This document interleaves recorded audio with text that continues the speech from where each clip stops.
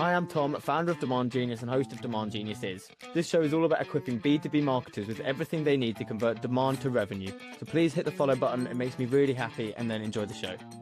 Hello everyone, welcome to another episode of Demand Geniuses. It's been a couple of weeks actually since we've recorded one, so I'm going to see if I can make my way through this without forgetting how to do it, although I may have already kicked that off to a bad start. So with no further ado, I'm going to get straight into and introduce my guest, which is I've been very excited for, is Jess Cook. So Jess is the VP of Marketing at Vector. And well, first of all, Jess, hello. Hello, thank you for having me. So excited to be here. Thank you for coming on. You are a multi-time recommended guest. So we had Chelsea Castle on a couple of weeks ago, who was kind enough to make the introduction to you. But also your name has come up once or twice from other people. I always ask them for a kind of thought leader or industry voice they recommend. So you come highly recommended. No pressure. No, that's awesome. I love it. I hope I live up to the hype. Well, we will judge that at the end. I guess before I do a very bad job of giving a kind of rundown of your background, do you maybe want to just give us all a little bit of an introduction into you and kind of where you've been, where you are now? Yeah, absolutely. Well, my background is in copywriting and creative direction. I spent the first 15 years of my career as a copywriter on the B2C side. I worked on McDonald's and Pop-Tarts and Rice Krispies and Cottonelle toilet paper, among other things, a lot of fun brands, household names. And made the switch to B2B in 2019. And I kind of take the principles of like B2C creative thinking with me into B2B. And so I think that's kind of my differentiator. That's my, frame of reference for everything is like, how can we make this feel like a consumer product experience within the brand? Talk to me about, so I think the brands were McDonald's, Pop-Tart, and then there was one other, and then we went to toilet paper, which I'd imagine is very different kinds of copy that you end up writing, and very different kind of adjective. Yeah. Rice Krispies was the other one, which I think in the UK maybe they call rice bubbles. No, we've got Rice Krispies. You do? Okay. All right. Maybe that's the Australian name then. Yeah. So no, used to get to write like jokes and skits for Snap, Crackle, and Pop. And I used to write the jokes and little riddles on the Happy Meal boxes. And, first couple of jobs out of school were really fun and exciting and very like high visibility copywriting, which is a lot of fun. Nice. Yeah, that sounds fun. And then since then, I know you kind of spent some time at Fastly, which is a brand I know relatively well, and a lot of people probably do, Marpipe, and now Vector. So a bit of a mix across kind of fairly large businesses, and now with a startup that I believe is just coming off a Series A fundraise, right? Which must be very exciting. Absolutely. Yeah. When I moved into B2B, I first started kind of in the, content marketing arena. And then as I moved on, would start to stand up content programs as head of content. And then this is my actually first like marketing leadership role over all of marketing. So still learning every single day just how much I don't know, specifically, ironically enough, on the demand side of things and product marketing side of things. Yeah, I can imagine. Well, it doesn't help when there's literally new stuff being invented like 5 times a day. Yeah. But I think that skill of like learning what you don't know is actually probably the most important skill now. That was one of my questions this year, maybe that I was quite interested to dig into, is obviously coming from a copywriting and then a content background to now running marketing. Like, how critical would you say your content skills have been? And maybe a better way to frame it is like, what's the biggest thing that you had to learn in transitioning to VP of marketing, and what's the biggest thing you had to unlearn? Great question. Okay. Transitioning to VP of marketing specifically, I think is really like leaning on your people. So I think, while I was head of content, I was also still an individual contributor in those roles. And so now as VP of marketing, I have a full team underneath me, and they're the experts in their domains, right? So I have a fabulous demand gen lead.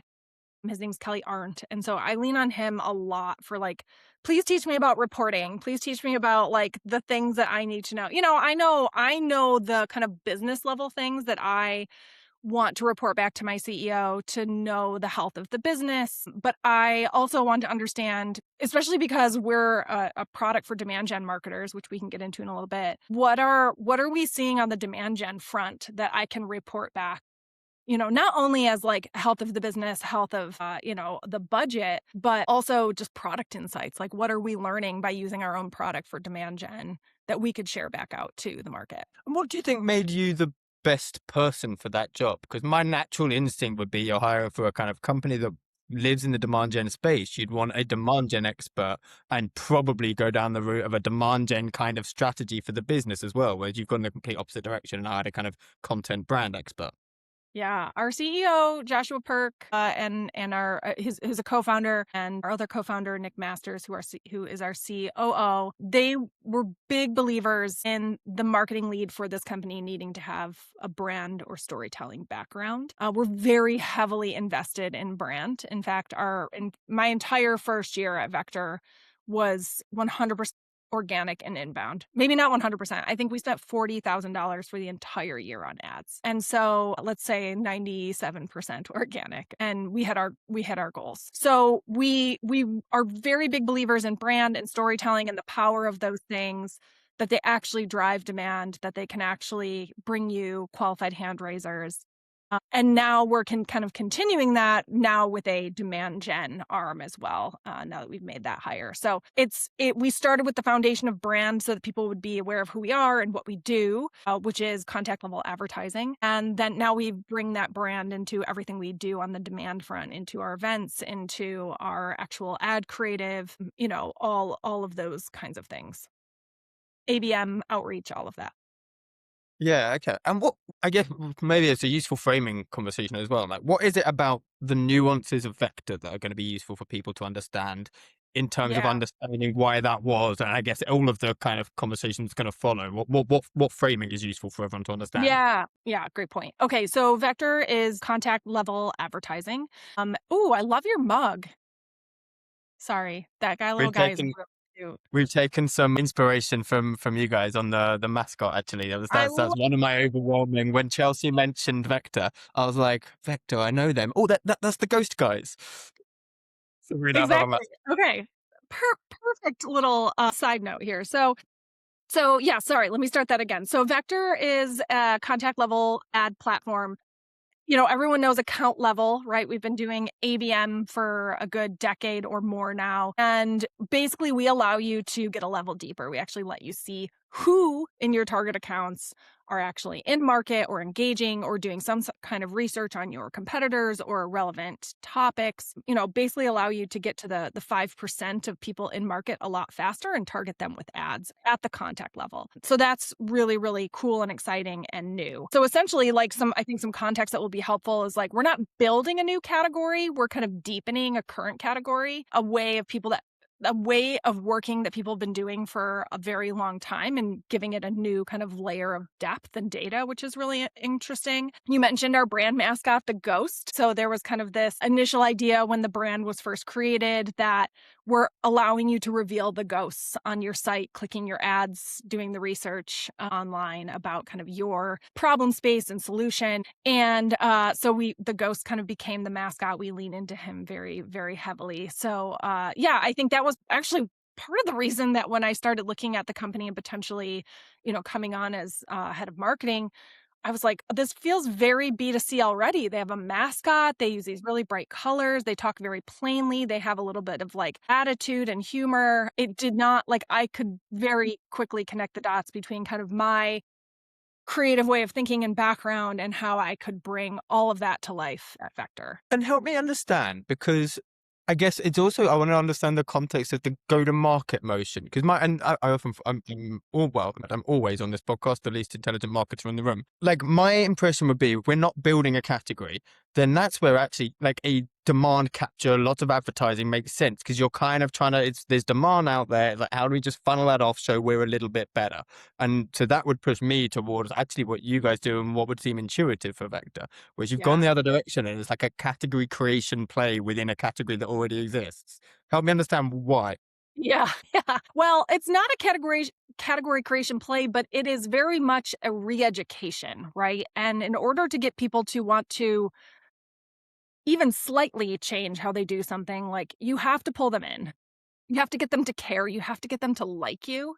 And so a lot of what we do is just optimizing for pure likability, shareability, getting people to go, what the heck is this, right? I need to know more. Will get people to be more likely to see kind of your way of thinking, right? Where we're saying, you've been doing ABM for a very long time. you're not wrong, but the tools you were given don't give you the level of data that you need. So listen up, right? This is kind of our way of saying, like, listen up, something different is happening here. There's something to being kind of the unique voice in the room that helps you get people to kind of change their minds. So those three things that you said were re-education, shareability, and likability, which I think are all quite interesting. I want to kind of like, so you've built that brand. It all sounds like some of the foundations were there already, but you've then kind of taken it and run with it. How consciously are you trying to embed elements within the brand for those things? Or am I kind of digging way into something that you said off the cuff there and you're like, stop pushing me on this, Tom? No, brand is a part of every single thing we do, from the swag to our own kind of personal brand building within LinkedIn, from our employees.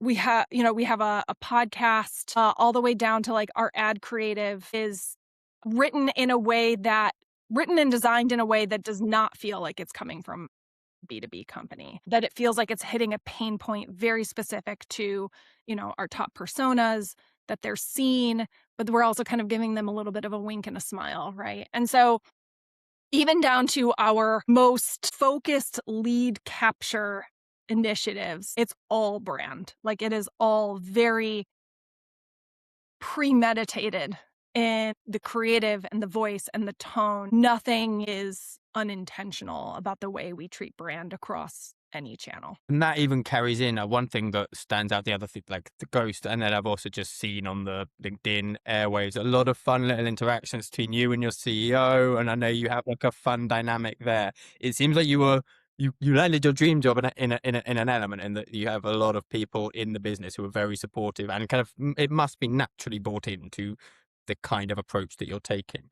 Yeah, I think I got pretty lucky in that, not every CEO or set of founders really understands marketing. And even if they understand demand gen, because it's so close to pipeline, very few of them really understand like brand and top of funnel and awareness type activities. Like they get a little muddled in that kind of altitude because for them it's so far from pipeline. It's such a long tail activity, and they have a hard time tying it to business impact. And so I think when I saw, the version of the website that I saw when I was evaluating the company and interviewing, I could already tell like they understood the importance of brand and that we were going to be able to do a lot of really interesting things. And then there's a point where, like, yes, you have to have, a demand gen function at some point. We are doing outreach, kind of advertising led outreach, because we know that those two things work together really, really well. But all of that comes from the top, right? Like my CEO, my founders understand that like the brand piece is just as important, if not more important, than all of kind of the tactics that fall underneath it in order to build pipeline and to move the business. So I do think I got landed a dream job with kind of the dream founders who really get marketing. That's not always the case. I've been in companies where like even the marketing leader doesn't really understand why we're doing content, right? And so I know that's not everyone's reality, and it's hard. And does it take any, because I think one thing that I often speak to people, and maybe less so on this podcast because it's often the people that have succeeded with it, but out in the real world, is like they would love to do a lot of this stuff, but it's like I can't get people internally to engage. And it sounds like it was certainly easier for you and you were pushing on an open door, but did you still have to go and like really show the benefit to the leadership there of why they should be engaging so much on social? Like, how much encouragement did it take and how did you go about that?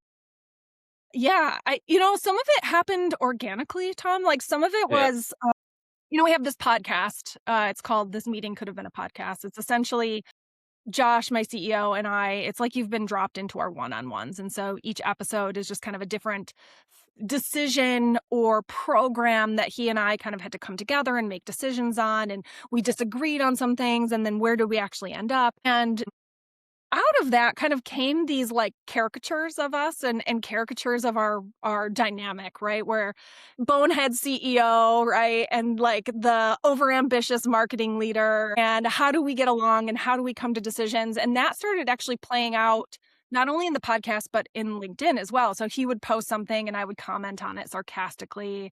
Like just the other day, he posted something and he said something about I don't know, we had like huge growth in a certain year, right? And so I commented on that, and his reply to me was like, "Don't get a big head."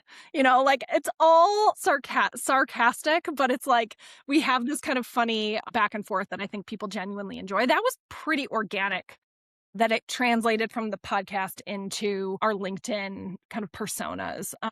But I think people really appreciated. Not everyone gets to have that relationship with their CEO or ask the questions or say the things they really want to ask and say. Like they don't feel they have permission to do that. And so I think it's kind of fun that I get to be their proxy and do that for them and be like, why do you go to a conference and come back with a million insane ideas? Like, why? And he'll give me a straight answer. Like, I think just our transparency and honesty, people appreciate. It gives them maybe some insight that they don't feel that they can get from their own leadership through their own conversations. Yeah, well, it's funny when you were talking, I was thinking like it's very sarcastic. It's actually very British, the like tone of it, because it's like borderline abusive. Yeah. Which is what we do best. Jokes, Borderline. I didn't say abusive. Borderline, yeah. Borderline. But it must reflect like it feels like it's a culture. It's like you're just having fun with it, which I think is very something that we often remove completely from anything that's B2B. But I guess that's your background as a copywriter coming through a little bit, right? Yeah, 100%, where it's like, it feels unexpected, but I think people expect this from us specifically, right? Like they've not seen other companies or other kind of CEO and marketing leaders act this way. And now it's like, that's our persona, that's our shtick. And I think people have come to expect it. And so now the challenge becomes like, how do we top that? How do we keep that going in a way Does that make it, is it harder now? a little bit. I think the thing that I worry about is like, are people going to get sick of this? Are people going to be like, okay, we've seen this for 2 years now, we get it. Is there an evolution of this that people need to see? Or we just raised a Series A. Like, is there a point where we need ourselves to like glow up a little bit, right? Like we are now this Series A company. What does that look like? How do we act a little differently because of that? Do we need to? I don't know. What do the people want, right? And so I think we're always trying to look out for that feedback and that understanding of how are people engaging? How are people receiving this? And do we need to evolve it in some way? And so far, it's I think just the natural evolution that we've played out has been really successful. You've kind of preempted my question a little bit, which was going to be like, how do you maintain it? You raise a Series A, which means that everything is doing more, and less than like a smaller and smaller percentage of your marketing is going to be you and your CEO Right. talking, interacting in some way. So how do you scale a culture which is built a little bit on that interaction, or a brand that is built a little bit on that interaction once you start amplifying it more? Have you thought about that? Oh, yeah. So a couple ways. One is I think you hire for it. So we've done a really great job of hiring people who are willing and able or are already like building in public, are not shy about having a similar persona or kind of their own persona out there in the world, right? That they're really excited about being able to talk about the things they're doing at Vector and sharing that on LinkedIn, being on podcasts and talking about the things they're doing within the company. So I think hiring for that and kind of thinking through like, okay, we need kind of organic social and kind of our internal SMEs to become kind of the talking heads for the company. That's a hiring decision. And I think it's something that we've done really well. Second is, I think because the rest of the company has seen myself and Josh and a few others in the company kind of do this so publicly and create these bold ideas, and they do get approved and we do get funding for them and they do go live, it gives permission to everyone else to have these big, bold ideas and run with them. So, my entire team is coming up with like crazy thinking around how do we want to announce this launch, or like this would be a crazy like guerrilla idea at the next event. We should do this, right? And so I think that culture, that's part of culture, it comes from the top, is like the psychological safety to have big crazy ideas, whether they actually make it through the gauntlet or not, but to bring them to the table for sure. And so many of them get through. We're actually working on a couple of like out of home things at a couple different events right now that came from the team, that are like really big bold thinking that probably doesn't happen in a lot of like B2B companies. So I think, hiring, but then also just really making sure that mandate is lived through your leadership team of like, bring the big ideas. Nothing is too crazy. Like, if we think it could have a business impact, let's figure out a way to make it happen. Which so few places, I think, actually do in a time of data and efficiency and ROI. Like it very few places actually give that freedom. I think it's funny as you were talking, I was kind of. I might be about to take us off on a horrible tangent. This might be an editing moment, but we'll go there anyway. I had Like, my own. It's okay. over the last, like, let's say 10, 20 years, we've seen this kind of steady progression of marketers where actually the data marketer has been the king or the queen, right? That's been the kind of holy grail, and there's been an almost like snobbishness away from, like, if you're not that, then you should be, and it's that's the holy grail. And that's led actually to this kind of sea of sameness in marketing, because what does data do? It learns from historical trends, so it helps you recreate that. And there's a certain type of business that's exactly what you need, but it only goes so far because it's very hard to innovate. We live in a world now where sameness is everywhere, because AI really is just that on steroids. Right? It's trained on everything that we've ever done, and it reproduces that. It's our data-driven strategies amplified into every little piece of copy. When you talk about hiring, I wonder if that is going to be like an industry shift, that actually the persona you look for, it does go back much, much more towards personalities, people. If our goal is to stand out, you need people who want to stand out. Yeah, absolutely. I think it very much comes down to the person can actually do the job, the role that you need them to do. And they can also almost be your, a mascot in their own right. Right. We have our demand gen marketer, Kelly Arndt. He's on all kinds of webinars and podcasts, our own and other, just talking about what he's doing and why it's so different in a way that gets people to be like, he is so smart, right? And like, I want to do marketing like that. And so I think there's something really valuable in finding people who are really good at the job, but also really good at marketing themselves publicly as well. Do you think that makes it hard to be? Well, I don't want to talk about vector here because I think it gets into content. But, like, do you think that makes it hard to be an introvert in marketing going forward? Because my reaction to that is, God, I hate that. That sounds terrifying. I don't want to do that at all. Do you notice a clear shift towards like a very extroverted group of people? And do you ever think about that, of how you maintain like an element of I don't want to use the word diversity, but I think you know Yeah, what I mean. An element of kind of totally. I don't think she'd mind me saying this. I'm going to point to our RevOps leader, Sarah McNamara, who has told me before, self-proclaimed like introvert. She is one of the top voices in RevOps and automation and workflows and AI on LinkedIn. I think she has an enormous fan base. She's told me before, people have come up to her at events with like a gift of like, you made such a difference to me, like just following you, So there are people like her who are still very introverted, but still have a ton of opinions and are incredibly skilled at what they do and are willing to share that. And maybe they're not the ones out there with all the like antics and jokes, but I think they still have the respect of their peers. So I think it comes in all shapes and forms and tones and varying degrees of, what am I trying to say here, of introversion and extroversion for sure. Yeah, and I guess the people that you're trying to reach are still across that. So you kind of the core skill set is a willingness to put yourself out there, I guess, and to kind Yeah. of it's a willingness to fail, really, because I think that's certainly my fear with a lot of stuff like that. Doing something a bit more trivial or jokey on LinkedIn or something, it's like, well, what if it just flops? Then I've just made this like making a joke in a group and no one laughs, even though that's not Yeah. quite how that's how it would feel a bit, I think. Yeah. 100%. Yeah. It's I think that's part of the process. And I think maybe that's what it is to find somebody who's willing to just kind of have a big idea and know that not everyone is going to gravitate toward everything they say. And that's just part of the. Yeah. What's your biggest? I'm curious whether one stands out. What's your biggest flop that you've had in terms of like a big campaign or just a slightly smaller thing that you and your CEO were like, oh, let's do this, and it's just like, "Mwah." I don't know if I can point to like, I don't know. I've had so many. I've been doing like posting on LinkedIn now for over 4 years straight. And when you do it for that long, it's like once a week, you're going to have one that just goes nowhere. And I think the thing that always comforts me about that is if it goes nowhere, then like very few people actually saw it. So it's fine. Oh, yes. So it's kind of like, whatever. Now I know, like, it's all a learning. That's a point of learning for me. It's like, okay, for whatever reason, that did not go over well, but maybe it's not the idea. Maybe it's just the hook, or maybe it's because I threw a link in there, right? Maybe I need to just present it a different way. So I think it's very much just part of being out there and putting your ideas out there. Not all of them are going to land every time.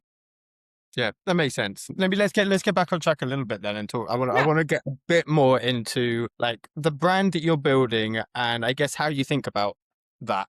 So I guess what I'm trying to think of the best place to kind of kick it off. But I guess you've been part of multiple kind of you multiple different businesses where you've been trying to build similar kinds of brands. Like building a brand today in 2026, are there ways in which it is different to what it would have been in past places or even when you joined at Vector as you think about how to scale this post the Series A? I think the channels change. I think the fundamentals are always the same. Like, you can go back and read some of, like, Ogilvy on advertising, and the principles in that book are still as true today as they were when he wrote it in the 60s. It's all about great storytelling. It's all about, kind of showing humanity in whatever way makes sense for your brand. It's all about getting people to feel something. And I think that's why we struggle in B2B, because for whatever reason, we kind of forget that. We go very deep into features and technicality, and like how we're different than a competitor.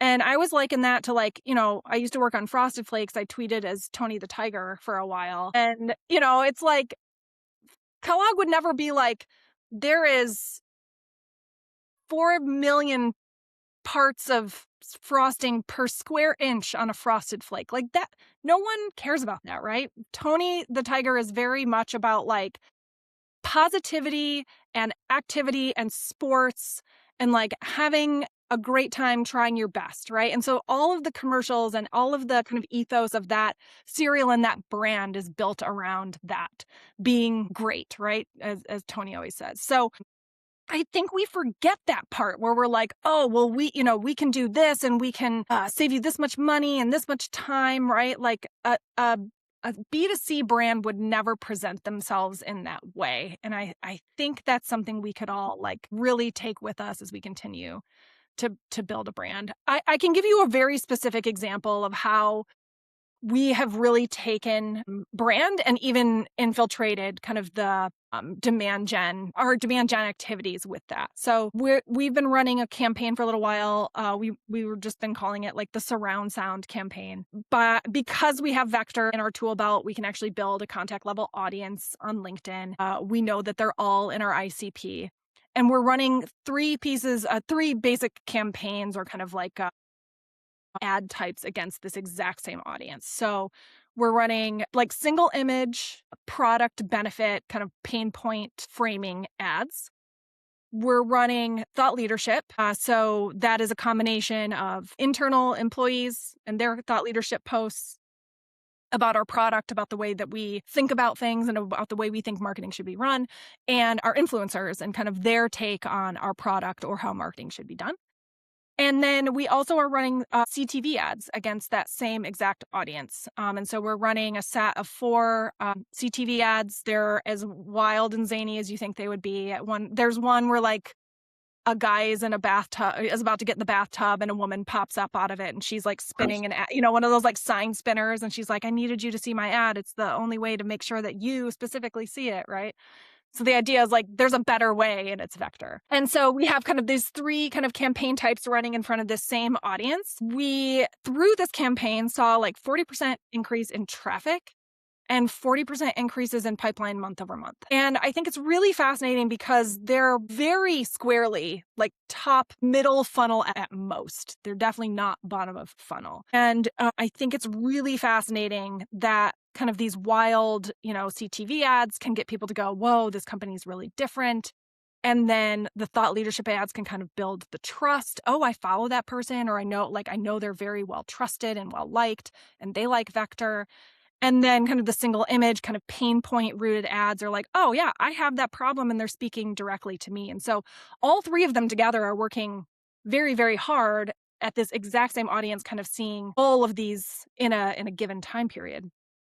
We track all of this we have attribution software, not because I need to know like, oh, we need to kill this program, but because we just kind of want to directionally understand, is what we're doing working? And it's funny because the data would tell us to kill CTV immediately because we can't track the clicks, right? There's no immediate like jump from like seeing CTV to book a demo. Mm. And yet I will never let that happen because I think the three of those things together work so well as a unit that I think if we turned those off, the other two, their efficacy would start to drop, right?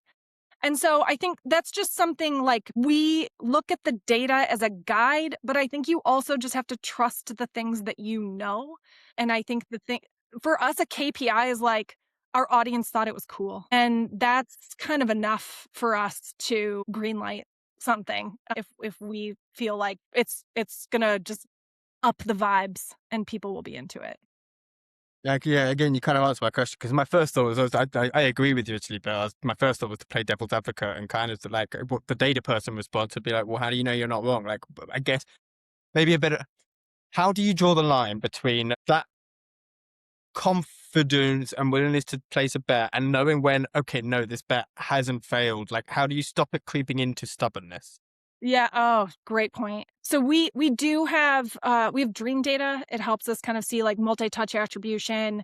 It helps us understand offsite attribution and offsite conversions. So we can see a little bit clearer picture of like what is actually happening. And so I think that that's helpful to know. There's also a point of like creative fatigue, like those ads because they're so wild, like people will probably get a little sick of them quicker than maybe if it was just kind of like a ho-hum kind of Is traditional it benign. noticeable? When something stands out, Right. once you've seen it a few times, you're like, okay, that's done now. It was funny the first Yeah, time. I get it. Yeah, I don't need to I don't need to see it It's anymore. almost like if it doesn't have fatigue, then it wasn't good in the first place. Agreed. Yeah, like I want people to be like, I can't see this half-naked guy about to get into the bathtub one more time. I'm going to lose my mind. That's success for us, right? And so I think those are the things that we're looking at is just like the fatigue, like how many times have people seen this ad? When do we need to refresh? We have a pretty we're getting into a pretty good kind of cadence of creative refreshes and combing using AI to comb sales calls for new insights and quotes and headlines that we can use and test. So yeah, I think for us, it's more an element of we know the channel is working. We know our style of creative is working. It's really a matter of like, when do we need to refresh and when do we need to get something new into the market? It's funny. I always think about in these conversations, the overwhelming thing is like momentum is just so important because all of these things I think most marketers would agree with, and you can do it when you're hitting your targets over a kind of medium term period. When you're not, that's when people start looking into the data, and it's very hard to argue with. And it's funny how momentum can just completely reverse, and suddenly it's like a flywheel in the complete wrong direction. And I've spoken to people who've been through that as well. One, like, I guess on that point of momentum, that like there's some pretty kind of impressive numbers in terms of how your kind of advertising or paid spend is going. How much of that do you attribute, putting aside the vector hat for a second, to an excellent ad strategy and obviously ad technology? And how much of it do you attribute to the kind of outsized latent awareness that you had because you got to Series A, quote unquote, the right way? You know what's funny is like I'll never know. I'll never know the answer to that question. And the answer is somewhere in a combination of all of that, right? Like all of these things work together. The Series A was just a big awareness booster. People were talking about us for like 2 days straight. We got all kinds of coverage and press and all kinds of engagement, right? And same thing with all of our top of funnel activities. We did a big like Halloween launch last year. I think that's going to be kind of an expectation is like we do something big every Halloween now, right? And so I think there's definitely like the things that get people to either learn about us or see us again and be like, oh yeah, these guys are still around, right? Like what are they up to now? And then I think underneath that, in order to actually capitalize on that, we have to have a really smart content strategy, a really smart paid strategy. We have the best product marketer on our team I've ever worked with in my entire career.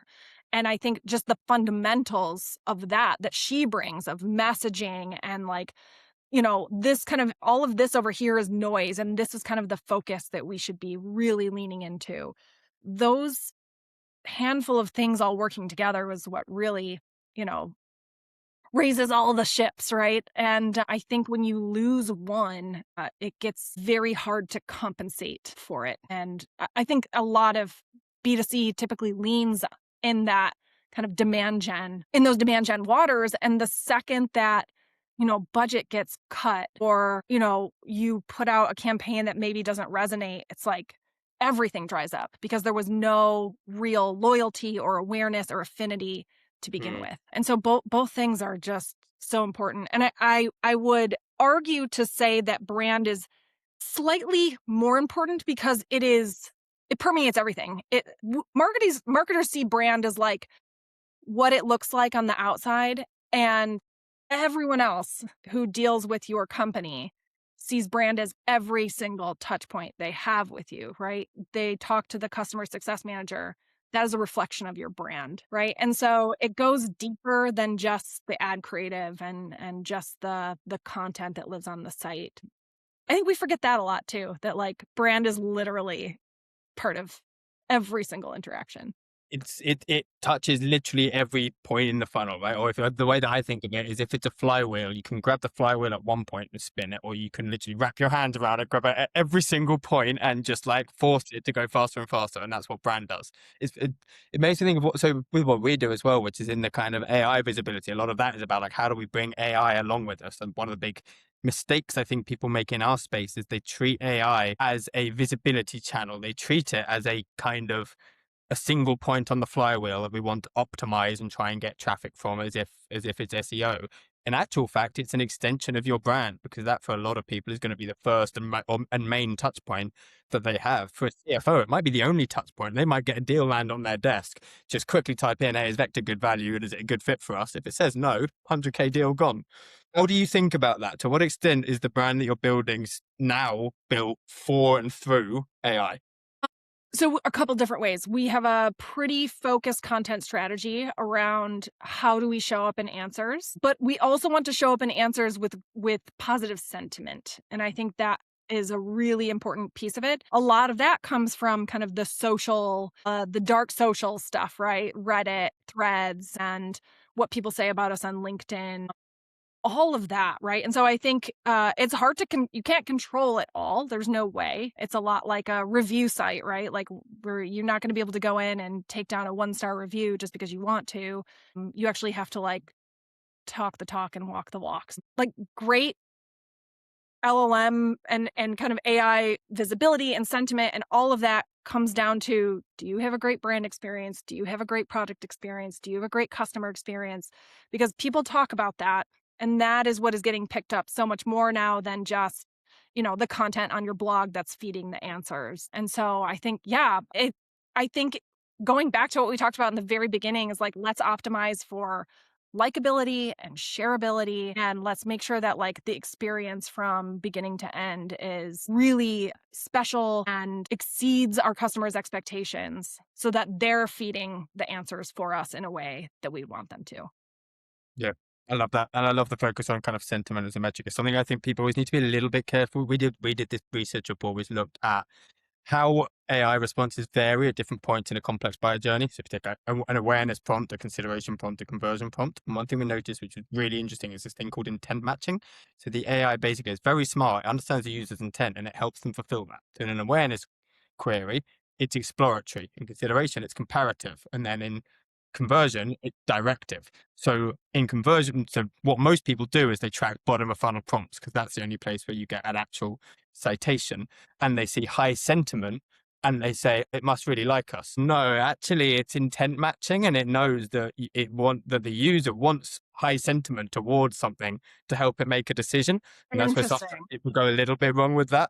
But I completely it warms my heart to see you focusing on more than just visibility metrics, as if that's the kind of holy grail. Yeah, 100%. And I think, we're all still learning. Like it's still a new art form. And again, like you said, it changes 5 times a day. And so, yeah, I think the best thing you can do right now is really build a solid content strategy, and you can build really great like customer experiences.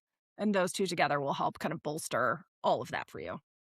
Agreed. Content, reputation, positioning. If all those three things are good and they say the same thing, you're Yes.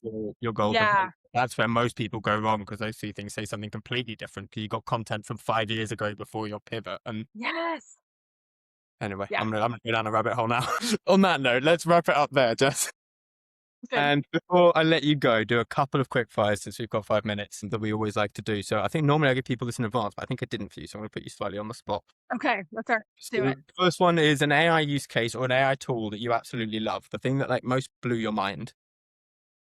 I just started using Town and it is pretty incredible. So it's an AI tool, basically like takes a look at your calendar, your Slack messages, your emails, and it acts kind of like an assistant for you. So yesterday I got an email. I've been trying to order some different sizes of vector swag. We ran out of some sizes and I got an email back from our vendor and it had a couple of questions in there for me. It drafted the email with all the answers to the questions so that I could just kind of go in and review and hit send, and so it pulled all of that from Slack messages where I was talking to somebody about like, hey, we need to reorder the swag. Here's what I'm thinking, from the email from previous conversations with this vendor. Right. And so I don't know, that was pretty astounding to me. Like, I think it's going to be one of those things that just saves me some like heartburn in terms of my email inbox is like piling up and my eye starts to twitch and I think it'll just kind of help me like get through some of that, which is amazing. Yeah, I love that. It's the like, it's the just does it for you. Because often you can do that of like, you go on and it's like draft a reply, and oftentimes it's crap. And so I've just stopped engaging with that. It's like, it's quicker to just reply to my No, emails. it was like it felt like me, sounded like me, like I didn't have to change a thing. It was incredible. Nice. Okay, cool. That's a new one for me. I will check that out. And then second question is a little bit more kind of for you specifically. Like, is there a skill or a trait that you have personally that you think has been the biggest needle mover for you in your Oof. career?